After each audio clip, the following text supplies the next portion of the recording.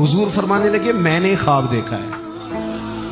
या रसूल अल्लाह सल्लल्लाहु अलैहि वसल्लम, क्या फरमाया? मैंने ख्वाब देखा है। मैंने ख्वाब में देखा लोगों ने कमीजें पहनी हुई हैं, किसी की कमीज पेट तक है, किसी की पेट से भी ऊपर है। हुजूर फरमाते हैं फिर मैंने ख्वाब में उमर को देखा।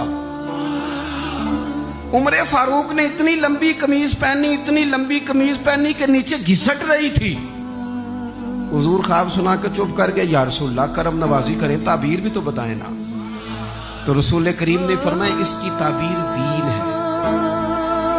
गोया फरमा रहे इतना लंबा कुर्ता हजरत उमर ने पहना है कि उमर तो दीन के अंदर लिपटे हुए हैं। सिरापा दीन, उठना दीन, बैठना दीन, बोलना दीन, आना दीन, फैसला करना दीन।